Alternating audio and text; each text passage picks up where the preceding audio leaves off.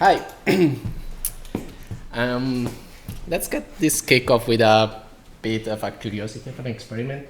Let's raise our hands if we have an account on Twitter, on WhatsApp, on LinkedIn,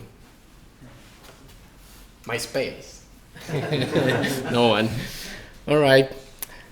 That's really not relevant. Don't worry, nothing happens. That's okay. Every one of us has an account of one of those social networks. That's how we communicate, and that's also how we represent the data and the identity that we have in our digital lives. That's what we are going to talk about today, and that's what this talk is about, data and identity. Let me introduce myself. My name is Jonathan. I'm a technical lead at Litentry. I'm the technical lead of the Web3 product team. That's a very fancy name to say that I do websites with blockchain, right? Don't take it that serious.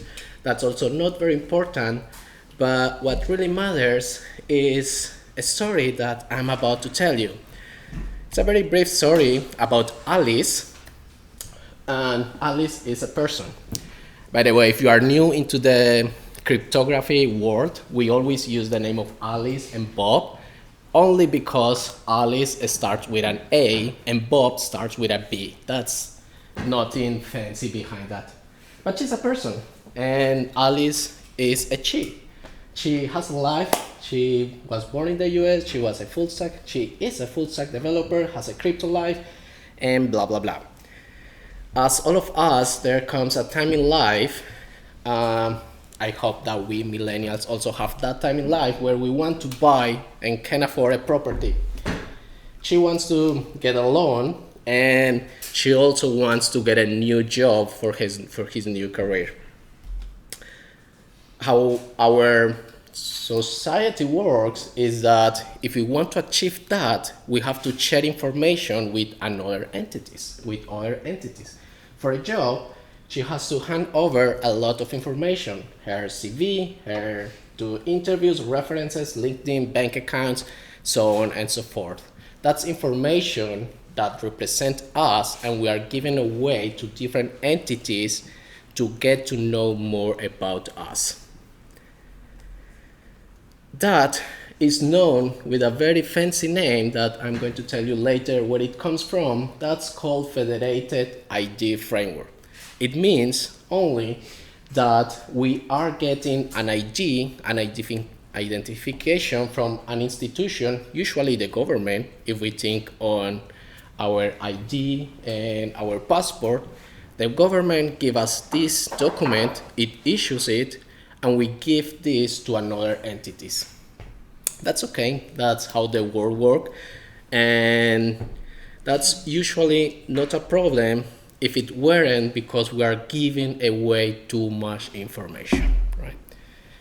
We did a very quick survey, like all of us have accounts on different entities, on different social platforms, and they have our data, and we are the product. We are giving away too many information, we have no control about it, and the more time it passes, the more information and more intel they know about us without us knowing what they do with that information. At Litentry, we are obsessed with privacy. We're obsessed with security, data, and identity because we are convinced that we can do this differently. Before jumping into solutions, let's do a quick chat here, very informal, and let's talk about the new trend that we are on, right? That is decentralization and encryption. That's why we are here. That's why we are in Polkadot. That's why we are talking about blockchains, and that's what brings us together, at least for today. So if we put those two things together, decentralization and encryption, we have a blockchain. What's a blockchain? It's an immutable, transparent logbook that keeps track of everything. And that's fantastic, right? You have immutable data that no one can change and a history that prevails over time. But yet, that's still not great for our privacy. I don't want a blockchain to remember, like I don't want to put my identity there. I don't want they to remember that my Instagram handle is I love Taylor Swift forever, right? That's not real, don't look it up. It's great for a lot of different stuff, but not necessarily privacy because it's open. Everyone can see it and everyone can track what you do on Web3, right? It's not really like you are anonymous there. Yes, there is a pseudonymous where you have an address that represents you, but it also tells a behavior over time of what you do on one chain or the other. If we really want to unlock and talk about identity in the decentralized way, then we have this framework that it's not new. This is called self-sovereign identity. It's been taught for a very long time. It's been worked over through a lot of different standards. And with standards, I mean the Web3 consortium, which they tell what's the best for our digital life or the web itself. And they come with this framework, the self-sovereign identity. It means that we, us as individuals, we should have control of our data and we should allow what to share and what not. If we put this into the model we were seeing before, this is where we are right now, and over there is where we want to be. We don't want to trust entities. We don't want to trust government. We don't want to trust institutions or other companies. We want something like a blockchain that you don't need to trust. The really cool part that I like about blockchain is that it's based on cryptography. The cryptography is based on mathematics. You don't need to trust mathematics. It's there. It's provable. It's science. You can trust that. There is no need to trust mathematics because that's cryptography. That's where we want to be. Nevertheless, that's also not enough. You remember Alice? Alice, as all of us, she also has a digital presence. She runs under the pseudonym of 0xElica. That's a very cool name. And she has a GitHub, she has a Discord, she has deployed smart contracts, she's been on Ethereum since 2016 and whatnot. How can we take decentralization, encryption, and self-sovereign to play with this data?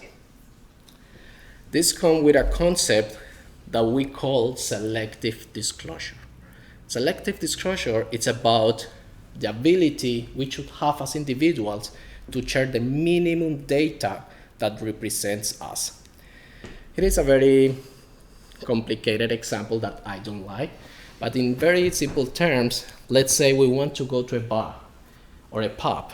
If we want to go there, they're going to ask you for a proof that we are older than, how is it here in Germany, 16 or 18? Yeah, right, whatever. You have to disclose that information, right? You have to say, I am, right? It says here that I was born in whatever year, so it means that that's true, and that assertion is true. There should be a way for us to tell this person, to tell this institution that we are able to comply with that rule without revealing where we were born, on what date, right? We can say we are older than 18, but we don't need to tell what our exact age is.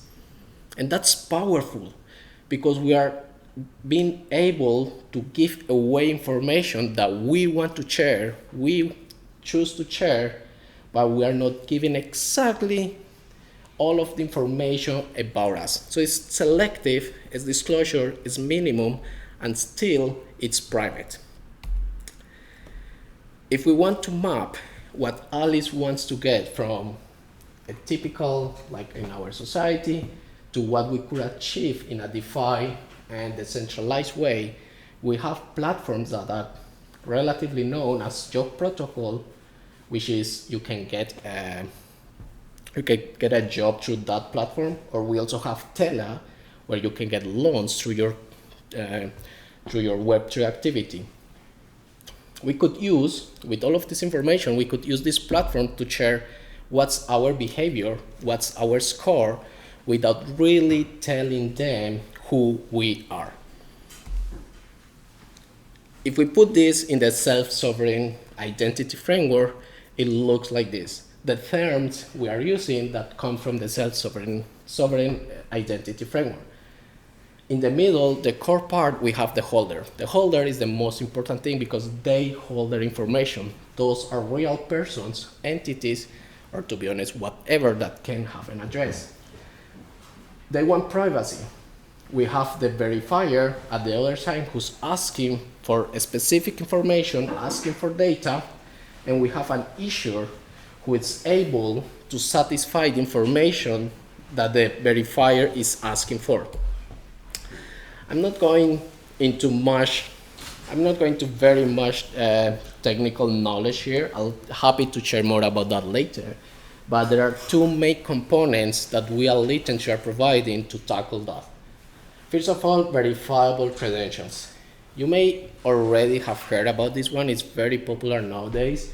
And the verifiable credentials, it's a way for us to share these little pieces of information in a way that can be proved mathematically through cryptography. Our parachain, which is the issuer, will issue the information and assert the information in a way of a verifiable credential. In technical aspect, a verifiable credential, it's a JSON and it tells some information, and at the end it has a proof that tells you the information here is true and can be mathematically be proven. The verifiable credential itself cannot do all of the job. Oh, there is also something that we call DID, that is very popular and you will hear, but those T entities are not able to provide privacy. This is just a way of transporting information, right? It has no value if the information that you are trying to protect, it's not really securely stored. Then the verifier at the other side will receive these credentials, right? It will validate the credential and will ask our parachain if that's true or what not. But then how do we still protect the data? That's the part we haven't answered here. And here is where our innovation and where Litentry comes. We want, and what we are building and we are about to release is a trusted execution enclave. What this means is that we are not only using mathematics and cryptography to do this, but we are also using and protecting the information from the hardware itself. A very cool part about smart contracts and about blockchain is that it will do whatever the code tells the blockchain to do, right? That's the smart contract. No one can change that. But the bad part is that it will do whatever the codes tell the blockchain to do. And we have seen a lot of errors. If there is a bug in one of those smart contracts, well, bad luck. You lose a lot of millions, you expose information is leaked. We want to solve this also with hardware that is incorruptible, that you cannot see what's happening inside. You can also program what's going in and how it's going out, but no one can touch what's happening inside. This is part of a technology that comes from Intel that is called Intel SGX, and it's not new. It's been there for quite a while, but we are integrated it with the blockchain. And the way of doing that is through a trusted execution enclave, which you will hear a lot from our side, and we'll refer to this to just TEE. That's the most powerful way that we can completely ensure that your data is not visible, no one can touch it, and only you can decrypt what's going inside of those machines. With all of this together, what we can do then is that we can satisfy what our person here wants, bringing them selective disclosure and giving them a tangible reputation, which is private and it's secure, and yet they can use with other parties. At Litentry, we are convinced that your digital identity has to be more than just an address on Web3. You should be able to aggregate data, you should be able to compound your identities, and you should be able to securely share that information. Similarly, blockchains should be navigated with an additional layer of privacy. That's where the trusted execution environment comes. Also, you should get a piece of the pie when you choose to share your information with another party. Right now, that's only held by companies. They are making a business out of us. It should be us. If we decide to do that, right, we should get a part of that, right? We should be part of that business and yet do it securely and privately. That's why we at Litentry, we want to make your identity tangible, something that you own, something that you can use, but yet you are not being seen and no one really knows who you are. And finally, you can join us. If you scan this QR code, then you can join our adventure. We are really close to release the first version of our parachain. We are already on Polkadot. We are also on Kusama. We are also on Ethereum. We have a token, ERC20 token, which is called LIT. You can transfer it between Ethereum and Polkadot. And by the end of this year, we expect the first proof of concept to be out, that you can start interacting with this trusted execution environment, aggregating your identity, and start toying around that. Scan the code, follow us, remember those two names. I'll be here to answer questions, but also my colleagues are there from product to the technical part, so they will be happy to answer any of your questions. Thank you so much. Hope you guys.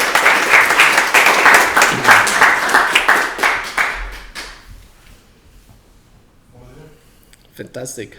Yes, questions? Once your product is available, and let's say you have plenty of users on it with plenty of data, how do you aim to bring governments to your project, that they accept your Yes, that would be fantastic. That would be fantastic. We would love that to be the first use case, but that would be too ambitious and very easy to fail, right? But our ultimate goal is to be able to use this for government stuff, right? And for you to be able to use it on banks, right? To get loans without providing all of that boring bureaucracy information that you need. So yes, that would be lovely. And do you already have customers like that? Do you already have people who are sort of waiting to use the product? Yes, we actually have a proof of concept that we run with Falaward. Has any heard of that name? Okay, very quickly. It's a proof of concept we built with them. Falaward, it's also, they are for sure on Kusama. I can't remember if they're in Polkadot, but they have a game, right? And the very cool part about their partnership that we had is that we provide them to the users of that game this proof of concept where they can aggregate identities, right? And based on your identities, on your history, on your track record, you can share these scores with Falaward, and that will shape your NFT. And this NFT, it comes in the form of a character in the game with your own attributes that it's with this data. The very cool part and what makes it different is that Falaward, they don't know who you are, right? They just know that you have more than 100 followers on Twitter. They know that you have, I don't know, deployed 3 smart contracts on Ethereum, but they don't know what your username is, and they don't know what your Ethereum address is. That's the most tangible use case and real users that we currently have. You wanted to ask something, yes, Sarah? Based on this example you gave with the age control when you go to the bar. Yes. So what would be the ideal scenario nowadays today? I want to go on. Yes, Overfast and check my identity. How would it work? Would it be hardware or barcode? Or Yeah, the way we envision it out of today, it's through wallets, right? Wallets, they hold your address, and that's a part of your history. But we also want wallets, and we are collaborating with Kilt, which is another project that they do verifiable credentials and DIDs, so that wallets start integrating those two elements. Verifiable credentials and DIDs, that's not something we came up with. That's a standard, and that's how we want to work. We want to work with things that are going to prevail even after Substrate, right? Let's say Polkadot ends tomorrow, it still continue to be valid, right? We are built on standard. Therefore, what we envision is wallets like MetaMask, like Talisman that you mentioned, Polkadot.js, to be able to understand verifiable credentials and thus be able to talk to parachains which can issue verifiable credentials like ours, right? So it would be a matter of presenting, scanning the code that they gave you so that you can prove anything. It will interchange a verifiable credential, and that would be it. It's very similar if you have done a transaction using a QR code through mobile applications, it will be very similar like that. and how would I store the information of my birthday on the blockchain without making it transparent? Yes, that's where the trusted execution environment come, right? No one can see it, like not even us. And yeah, it's only decrypted using your private keys. Okay, but at some point there must be an interface where I put the numbers and this. It comes to you, it will arrive to you like a clear text, but when you want to share, it's going to get like it can wrap in more private keys so that it's valid and it's not disclosed what your real age is. Okay, well, let's say today I'm using the tool. Mm-hmm. At some point I have to give my birthday. Yeah. Where would I input these numbers? It would input in our application that we call the Identity Hub, Okay. right? So you can, yeah, that's the one. It will communicate to the parachain, encrypt your information, send that information to the parachain, and it will be stored. Okay, well, that would be, let's say, the weakest spot because. That will be the weakest spot. Yeah. Yes. But also note that the Identity Hub we are building with our parachain, but anyone can build it, right? Because it's a parachain, so it's free to use. So if you don't trust Identity Hub, which that's entirely okay, right? You can build your own and do your own transaction to the parachain directly to communicate this information. So that will be just a client. Yes. So what about like ARM devices? Obviously they don't have SGX. Sorry, say it again? What about ARM devices? ARM devices? I'm sorry, what's that? Like on Apple M1 and stuff like that. If you expect people to have Intel, then people will use Apple or any mobile phone for the matter cannot use it, right? Why not? Because you just mentioned it's SGX, which is an Intel thing, right? Yes, but they don't have to use it. The devices who need to use that, it's the parachains and the nodes that are maintained in the so blockchain. the encryption is not done at the user's end, it's done on your end. It has to be in both ends, right? Because it has to be encrypted end to end. But the what processes all of the information is the TEE, and that one is on the nodes, on the parachain, on the blockchain itself. Okay. Yeah. So theoretically, the nodes can have access to that information. No, because they don't have your keys. But you said it's not encrypted. It's not encrypted locally. Yeah, not locally, but they cannot. I mean, they cannot reach you. Okay. Yeah. Yeah, we can discuss. We have here Jan with us. He's part of our runtime developers.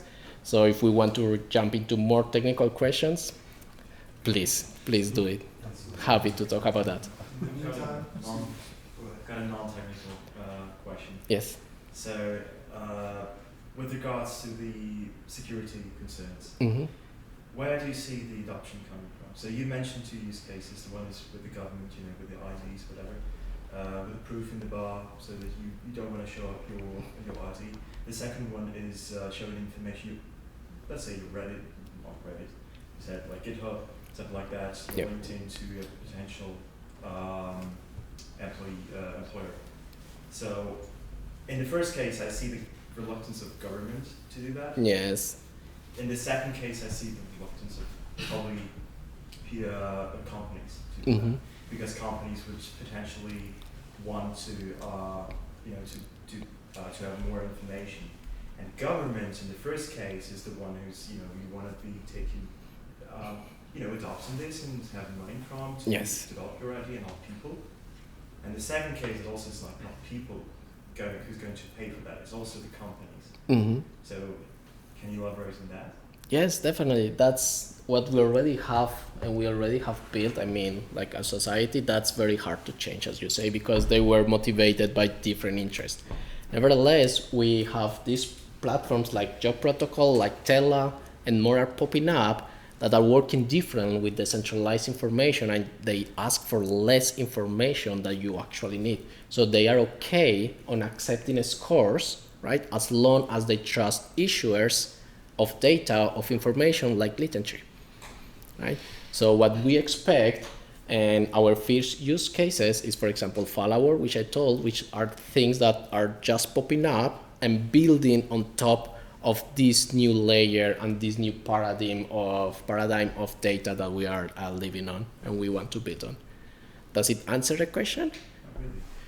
Okay, then would you mind elaborating or rephrasing it? So you mentioned that there is a community, there are use cases right now, but I'm just curious, what do you think would be the driver for big adoption, for mass adoption? Because in one community, like crypto freaks, like we are probably, is a good thing to have, but you want to be looking into mass adoption with a project like that. Yeah, that's definitely in our case. And when it comes to verifiable credentials and DID, the wallets, right? When the wallets open this door, because if you are on blockchain, you already have a wallet, right?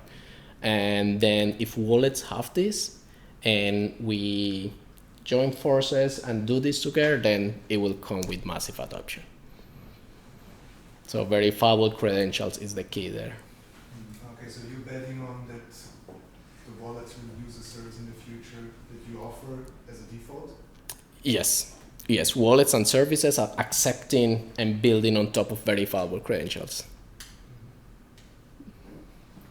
So, yes. Thank you for your presentation. Yeah, I'm wondering about Kilt Protocol. Yes. You mentioned it earlier. Yes. I was going to ask what the difference was, and if that was more the bright ID of crypto, or how does it differ from your product? Yes, that's a very good question. It's different because it comes on different layers, right? So our layer, it's all about making the data secure, right? But Kilt, it's about how to transport data securely, right? And in a standard way. So they are really betting. If I had to pick a project who has put the more effort into verifiable credentials and DID, the first one, even if we work with that, it's Kilt. They've done an amazing job on education about DID and verifiable credentials. So what we see about Kilt is a partnership where we can use them and collaborate to transport this information, right? But transporting information, it's not enough, right? You need to store this information securely too. So that's the difference. Okay, thank you. Thanks to you. Any other question? Awesome. Then if not, back to you, sir. Thank you.